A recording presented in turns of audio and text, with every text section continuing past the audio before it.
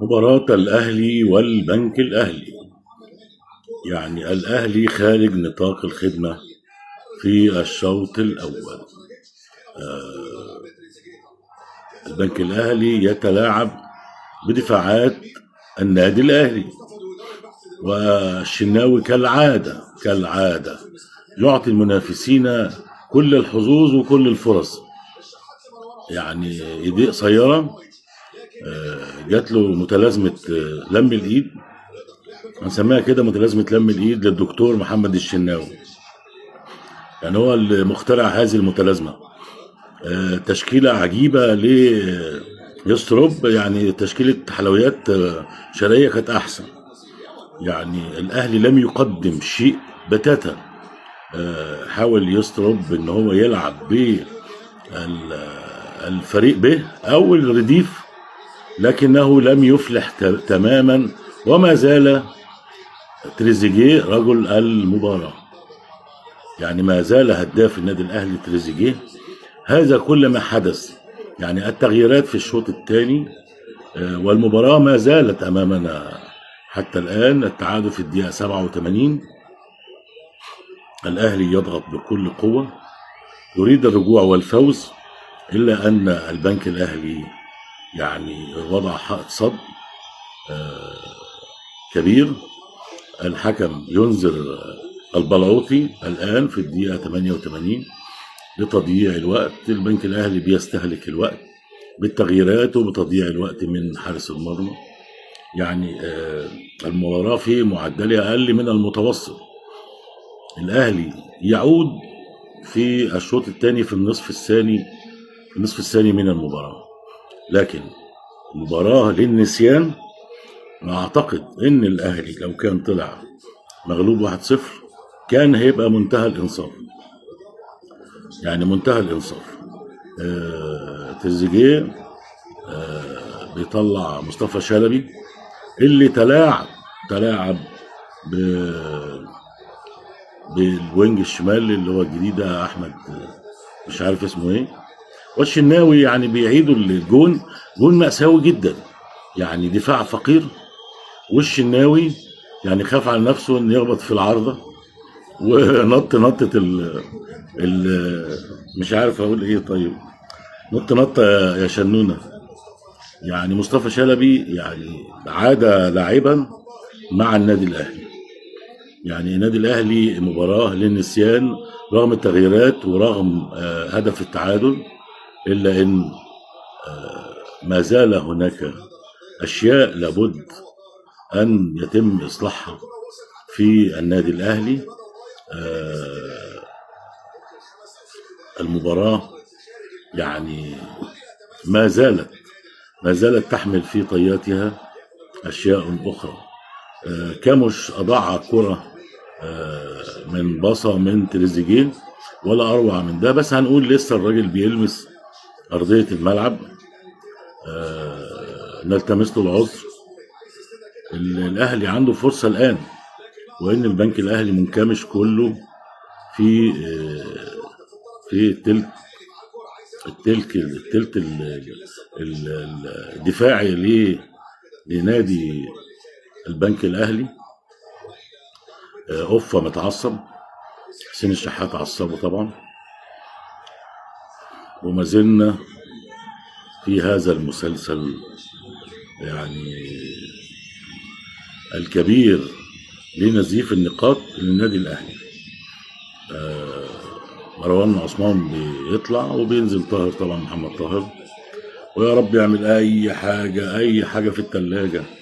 يعني هو برضو طاهر من الرديف اللي موجود. الحكم سيء للغايه. يعني ما حماش لعيبه النادي الاهلي. حسين الشحات تعرض للضرب المباشر، تريزيجيه تعرض للضرب المباشر. يعني حالات كتير تحكيميه في لغط على هذا الحكم. مش بلتمس اعذار، واحنا قلنا المسالب قبل الاعذار. يعني قلنا السلبيات بتاعه النادي الاهلي، ولما يكون يعني تريزيجيه هو هداف النادي الاهلي، يبقى في عيب في ان مفيش هجوم ولا في اي حاجه خالص. يعني المباراه يعني للاهلي سيئه للغايه. محمد الشناوي ما زال طفل رضيع في عالم حراسه المرمى، مش عارف يلعب برجليه. وانا مش عارف ايه حكايه التناوب دي مع مصطفى شوبير. يعني يا عم انت، يا عم الحاج، خلي شوبير يلعب يا عم، احنا مش ناقصين شلل يعني، ما احنا مشلولين خلقه. يعني بن شرقي الان مع الكوره بيرفع هاني خارج نطاق الخدمه، وتريزيجيه برضو اللي بيحاول عليها. يعني كأن مفيش حد في الماتش غير تريزيجيه.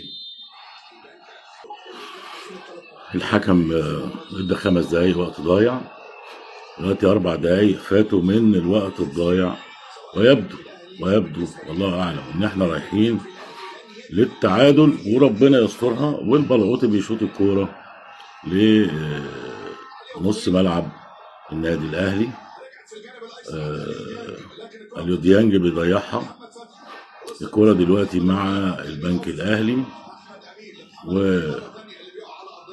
وتطلع اوت. الكوره دلوقتي مع النادي الاهلي، والدقيقه الاخيره فاضل نص دقيقه مش دقيقه. يعني مفيش يعني اعتقد هجوم للنادي الاهلي. ودي الفرصه الاخيره، وغالبا يعني الحكم هيريح دماغه ويصفر باقي كام ثانيه، وتيجي الدقيقه 95 البلعوطي بيتبلعط، والمباراه في طريقها للتعادل، واعتقد انه هيصفر. الشناوي طبعا عمال يبص للكرة في السماء، ولسه بيرميها على الارض وهيبصيها.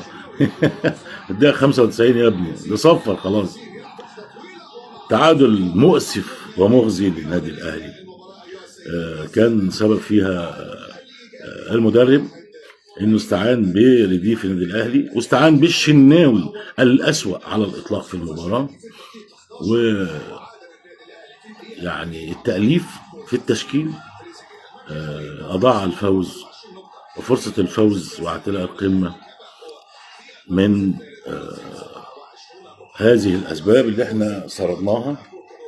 وأعتقد إن دي فرصة لسيراميكا وبيراميدز اللي كأنه ما حصلش أي حاجة خالص.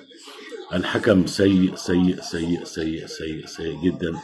حتى مصطفى شلبي خد رجل المباراة، يعني كان حقه ان هو ياخد رجل مباراة، مش كون ان هو زملكاوي وهو فان اهلاوي طبعا كلنا عارفين، لكن لعب